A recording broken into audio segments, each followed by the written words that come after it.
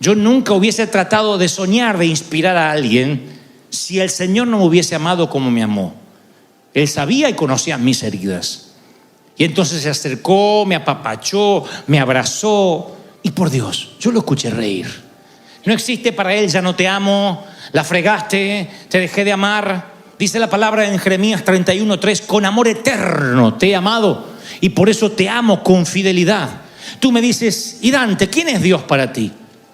El que deja las 99 por ir a buscarme a mí. El que pierde 10, de las 10 monedas pierde una y remueve alfombras, levanta tapetes, busca detrás del sillón hasta encontrarme y no se va tranquilo a ninguna otra parte si no sabe que yo estoy en buenas manos otra vez. De tal manera Dios amó a Dante que dio a su Hijo unigénito para que Dante no se pierda, mas tenga vida eterna. Me fascina eso. Un puñado de años me regalaron una pintura que enmarqué, que me pareció genial porque los pintores, los artistas se niegan o se negaron durante siglos a retratar a Jesús de esta manera, puesto que decían que era un sacrilegio.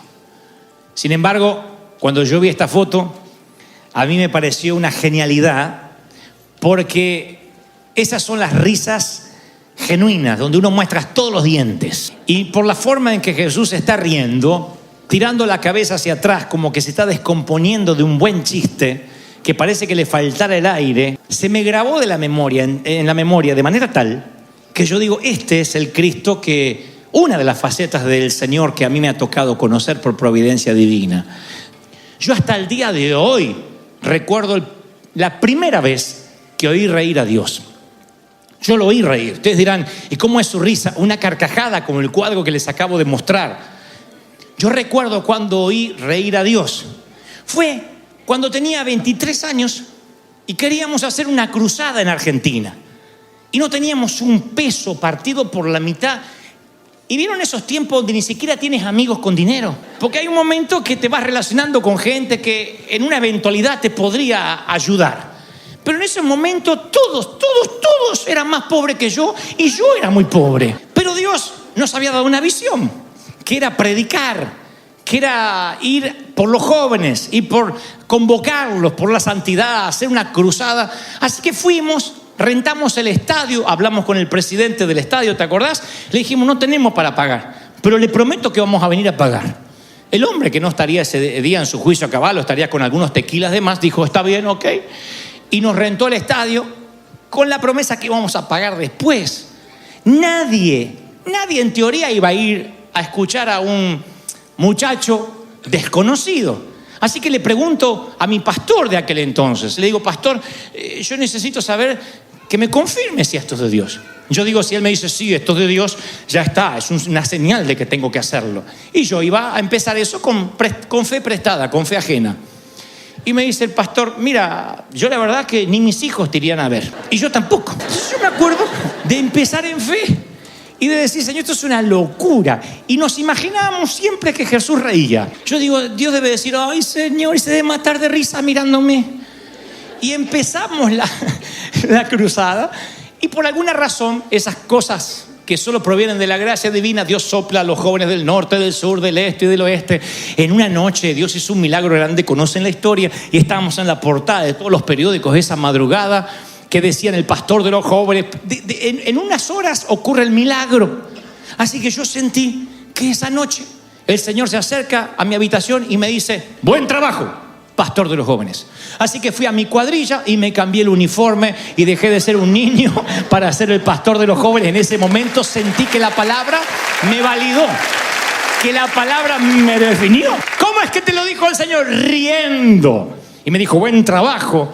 Yo sentí que Él estaba riéndose con ganas. Y esto lo cuento un día en Caracas, en el Poliedro de Caracas en Venezuela.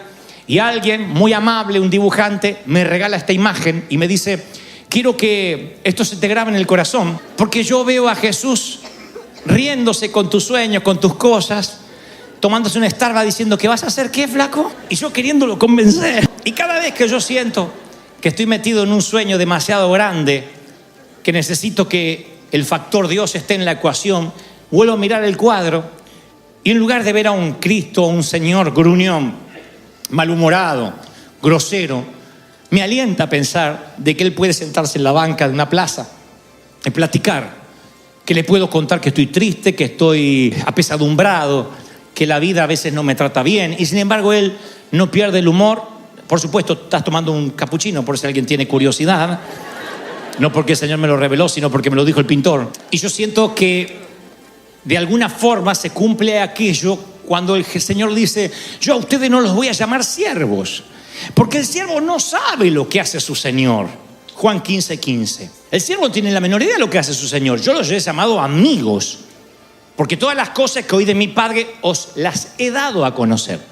No sirve conocer todo de Él si no tienes una relación. Tú dices: bueno, es que yo creo en el Señor. Sí, la Biblia dice que los demonios creen y tiemblan. No te estoy tratando de demonio, digo para que se entienda la metáfora. Y hay de los que van por la vida por años así, diciendo: yo conozco al Señor, yo tengo seminario bíblico. Hay personas que saben exactamente el color de sandalia que usaba Jesús porque lo estudiaron, pero no tienen relación con Él. Les muestro un cuadro del Señor hablando conmigo en una banca de una plaza tomando una taza de café y lo consideran un sacrilegio. El Señor no se sentaría contigo. Es porque es apenas un siervo de Dios. Yo soy amigo. Y los amigos estamos en un círculo diferente. Los amigos no tocamos la puerta, tenemos la llave debajo del tapete. Otros no son los que solo creen, sino los que dicen: es que yo, además de creer, tuve un encuentro con Dios. Tuve un gran encuentro allá en el año, y te dicen el año, el día, fue cuando Dios se apareció. Sí, pero eso fue ayer. El ayer, como digo siempre, murió mientras dormías. Sin embargo, nos aferramos a un momento de la vida y levantamos un monumento en derredor de la zarza. Y la zarza, cuando arde, no es para que hagamos un servicio alrededor, es para que salgas a cumplir con la misión con Dios, dándote nuevas órdenes todos los días. No es para que hagas una reunión de celebración en derredor de aquel encuentro cuando la zarza se encendió. Es un encuentro. Así que tú digas: yo me encontré con Dios. La pregunta es: ¿Dios se encontró contigo? ¿Te salió al encuentro? ¿O solo lo conoces? ¿O solo te sacaste una selfie así con Dios? Pero Él no te conoce. No tienes relación, no tienes intimidad, no ayunas, no oras, no lo buscas. Que me digas que conoces todo de Dios y que conoces los versículos en hebreo, en arameo, en griego, no me llamará la atención. No creerán la cantidad de gente que dice conocer a Dios y no tiene la menor idea quién es Él. Tan pronto le digo que Jesús también ríe, se ponen con caras de necios de decir: no, eso no puede estar ocurriendo. No, mi Dios. Sin embargo, la palabra dice en Salmo 9:10, los que confían en Él son los que conocen su nombre. O en ti confían los que conocen tu nombre. Se supone que todo el mundo conoce el nombre del Señor. Se supone que todo el mundo conoce los nombres de Dios: Jehová Jireh, Jehová Nisi, Jehová Rafa. Sin embargo, el Señor dice: los que te conocen, los que confían en ti, son los que realmente te conocen. Salmo 9:10. O sea, los nombres de Dios para ti revelan tu grado de intimidad. ¿Conoces el nombre de Dios? Si yo te digo Dios, ¿quién es para ti? ¿Qué es lo primero? ¿Cuál es la primera cualidad que viene a tu mente? Tal vez dices algo como: sabes, wow, ¿quieres que te hable de cómo una enfermedad llegó a mi casa como un intruso? Y no fue lo peor, sino el efecto colateral. Me endeudó. Salí después de la operación, pero no tenía seguro médico. Hasta el día de hoy me llegan cartas y cartas, me mandan a collection, no puedo recuperarme, saco tarjetas y debo las tarjetas, los intereses me están comiendo. ¿Y qué hiciste? No sé, Dios siempre ha provisto. Siempre. Entonces, ¿quién es Dios para ti? El Dios proveedor. Lo primero que te viene a la mente: Dios es proveedor. Tal vez te pase como a mi mamá, que después de estar años, más de una década enferma de cáncer, Dios llega y en su misericordia la sana. Entonces mi mamá, lo único que conocía de Dios, lo primero que hablaba era: Dios sana, Dios es sanador. Tal vez tuviste que caminar en un frío panteón y despedir los restos de quienes más amabas. Y te digo: ¿quién es Dios para ti? Tú dices: consolador. O tal vez eras de esos que nunca pudo cosechar un amigo porque siempre te traicionaron, te dieron la espalda, y entonces para ti Dios es amigo. O alguien te fue infiel y Dios se transformó en tu esposo y estuvo allí a tu lado, en tu padre. Yo conocí al Dios Padre, al amigo. No me hubiese acercado si Él hubiese venido de mal humor. Yo no hubiese abierto mi corazón, yo me hubiese cerrado en mí mismo. Yo nunca hubiese tratado de soñar, de inspirar a alguien si el Señor no me hubiese amado como me amó. Él sabía y conocía mis heridas. Y entonces se acercó, me apapachó, me abrazó. Y por Dios, yo lo escuché reír. No existe para él, ya no te amo, la fregaste, te dejé de amar. Dice la palabra en Jeremías 31:3, con amor eterno te he amado y por eso te amo con fidelidad. Tú me dices, y Dante, ¿quién es Dios para ti? El que deja las 99 por ir a buscarme a mí. El que pierde 10, de las 10 monedas pierde una y remueve alfombras, levanta tapetes, busca detrás del sillón hasta encontrarme y no se va tranquilo a ninguna otra parte si no sabe que yo estoy en buenas manos otra vez.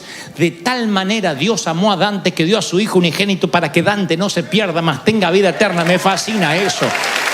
Dios te ama, ponle el nombre propio y vas a ver que una nueva dimensión se te abre. Cuando empiezo a descubrir ese Señor, descubro la declaración más tierna de las Escrituras. Dice, ¿no se venden 2 pajaritos por un cuarto de dólar, por ejemplo? ¿No es cierto? 25 centavos. ¿No se vende 2 pajaritos por un cuarto? Con todo esto, con lo poco que valen, dos pajaritos, ninguno cae a la tierra sin que lo sepa vuestro Padre. O sea, como si fuera poco esta declaración de ternura. La primera está en Mateo 10:29, pero Lucas hay otra versión, lo cual no creo que difieran. Yo creo que en 2 momentos diferentes el Señor usa estas referencias y dice, ¿no se venden 5 pajaritos por 2 cuartos? Se ve que hay una oferta también, 5 pajaritos por 2 cuartos. Si 5 pajaritos valen 2 cuartos, significa que con un cuarto podías comprar 2 pajaritos. ¿Me siguen, sí o no? Algunos quedaron como la ardillita del área de hilo, mirándome así. No es complicado, con un cuarto, 2 pajaritos. Un cuarto de dólar, 2 pajaritos. Con 2 cuartos te tendrías que llevar 4 pajaritos. ¿Hasta ahí se entiende? Matemáticas, señores. Bueno, la oferta era, con 2 cuartos se lleva 5 pajaritos. O sea que uno de los pajaritos era gratis. Técnicamente el 5.º pajarito no tenía valor. Y el Señor dice, ninguno de estos, ni el que técnicamente no tiene valor, cae a la tierra sin que el Padre lo sepa. La vida está llena de pajaritos número 5. Yo fui un pajarito número 5. Ser un pajarito número 5 no tiene que ver con pobreza. Hablo de insignificancia, de cuando sientes que te podrías evaporar y nadie lo notaría. Hay pajaritos número 5, niños que se sienten así y viajan al colegio en una Hammer con un mayordomo. Y otros que esta noche quizás no comerán por falta de alimentos. No tiene que ver con el dinero que tengan en el banco, sino con un alma pequeña de ser insignificante, de sentirte invisible, de compartir ese sentimiento de pequeñez, de insignificancia, estar en el césped de la inclusión, de la exclusión, cuando te excluyen. Vayan a leer las Escrituras y encontrarán que Dios habla de David como el trovador, el salmista, el guerrero, el hombre conforme al corazón de Jehová. Pero unos años antes de todos esos epítetos y esos adjetivos, no lo integraban a las reuniones familiares. De modo que cuando viene un profeta a ungir los hijos de Isaí, le dice, ¿pero tienes uno más? Sí, hay uno, está allá. Ni siquiera lo trajo cuando la orden era traer a todos tus hijos. ¿Qué tiene que tener un padre para excluir a un hijo? Verte como insignificante. Y sé que hay un montón aquí de pajarillos número 5. Esos que dicen, yo no tengo ningún valor, nací por un accidente, fui creado, no tenía ni siquiera que haber nacido. Y luego sigues con ese sentimiento de exclusión, porque vas a compañías donde el jefe escoge los senos más prominentes por sobre la capacidad, las piernas por sobre la hoja de vida. El principal del colegio escoge al que paga la cuota a tiempo por sobre el esforzado y el inteligente. El pastor elige al hijo, aunque no tenga llamado de Dios, por encima del que realmente tiene el ministerio. Y como tú no tienes el apellido pastoral, te queda fuera. Y los padres, por alguna razón imbécil, elegimos a los favoritos y hacemos sentir a algunos que son pajaritos número 5 cuando han salido del mismo vientre. En la escuela secundaria donde yo iba, el momento de los deportes era el que más me lastimaba, porque siempre fui muy malo para los deportes. Yo podía ser bueno para redactar, para el lenguaje, pero el deporte no era lo mío. Yo nací con 2 pies izquierdos, así que no podía patear jamás una pelota, no. Y le tarda muy poco a los compañeros de la escuela saber que eres un inútil para los deportes. Así que el profesor tenía un maquiavélico sistema para designar equipos. Elegía 2 capitanes y decía, cada uno elija al jugador que quiera. Así que empezaban con los mejores, dame a fulano, dame a mengano, dame a fulano. Y siempre yo quedaba así, cortando pastos así. Y el profesor decía, a ver quién se lleva a Gebel. Yo decía, no, está bien, no quiero jugar. No va a jugar Gebel, que no estamos de picnic, esto es educación física. En ese momento te sientes tan sin amor, sientes que todos son inmisericordia, sientes que quisieras correr a los brazos de alguien y no sabes a los brazos de quién. Así que empiezas a cerrar tu alma y te vuelves intrínseco, te vuelves totalmente introvertido, no hablas, te costará el resto de tu vida expresar sentimientos. Y eso no es porque uno nace frío, apático, sino porque la vida te golpea de modo tal que te hace sentir que no le importas a nadie. Eso es lo que yo sentía a la hora de los deportes. Otros lo han sentido a la hora en que tuviste que andar de orfanato en orfanato, o cuando tus propios hijos te dejaron de visitar, o cuando alguien más te dejó, o alguien te abandonó, o llegaste a este país y sentiste la soledad abrumadora, la ausencia de intimidad. O no sé, o cuando cada día quisieras dar lo que sea por llegar a la cama y tener a alguien con quien contar y chusmear algo, aunque sea una bobada del día, y no lo tienes. Y esa soledad te cala en lo más profundo. Y la soledad es algo con la cual uno puede convivir. No si terminas sintiéndote un pajarillo número 5. Entonces un día en la soledad empiezas a sentir que el Señor sonríe, que viene y te dice que todavía sigue creyendo en ti, que Él, como le dijo a Jeremías, te eligió desde el vientre de la madre. Hay una famosa película que tiene que ver con la historia famosa, emblemática de Peter Pan, de Walt Disney, pero interpretada por el desaparecido Robin Williams, llamada Hook. Y entonces Robin Williams es ahora Peter Pan, pero está gordo, está viejo, tiene unos 40 y tantos años y se olvidó él mismo que es Peter Pan. Y los niños perdidos tampoco reconocen que él sea Peter Pan. Entonces uno de los niños en la película le corre la cara hacia atrás así y le dice, ¡hey! Si te saco las arrugas y la amargura, ahí todavía estás tú, eres Peter, todavía eres tú. Y en esos momentos de exclusión, si ustedes me dicen, ¿qué fue lo que hizo el Señor con tu vida? Se sentó en ese banco de plaza, tomando su capuchino, se rió, me corrió lo que la vida me había puesto en el rostro y me dijo, todavía Dante eres tú, todavía eres el hombre que yo quiero usar, todavía eres tú. Dios te ama. Hablando de esto de YouTube, para culminar, hay un mensaje que tiene muchas vistas, se llama ¿Por qué tienes miedo? Y en esa yo menciono a un hermano mío de sangre, lo habrías amado, Daniel Marcelo. Era el segundo de nosotros, éramos 4 hermanos. Y yo sé que te hubiese gustado mi hermano porque siempre tenía un chiste a flor de labios, las fiestas nunca empezaban hasta que él no llegaba. Ese que está ahí con labios carnosos y cejas pobladas, con cara de gitano, ese es Daniel. Daniel para mí era el campeón, el héroe, ese muchacho que siempre tiene una respuesta para todo. Y yo pensé que él nunca se iba a ir de mi vida. Fue lo más parecido a un padre que tuve, porque aunque tenía a mi papá, él tenía la particularidad siempre de apapacharnos, de hacernos sentir bien. Y Daniel amaba a Dios. Desde que Cristo llegó a nuestras vidas empezó a servir. Fue tanto su deseo de servir que primero fue diácono, que es algo así como un ujier, y luego evangelista, y luego lo comisionaron como pastor. Y empezó a pastorear. Predicaba con denuedo, yo podía escucharlos durante horas.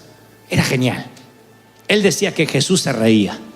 Él decía que Cristo se reía con él y no paraba de decir chistes. Pero él un día abandonó la iglesia, decepcionado con sus pastores, con algo que ocurrió internamente, y entonces empezó a fumar, a tomar alcohol, y literalmente por 3 décadas estuvo apartado del camino del Señor.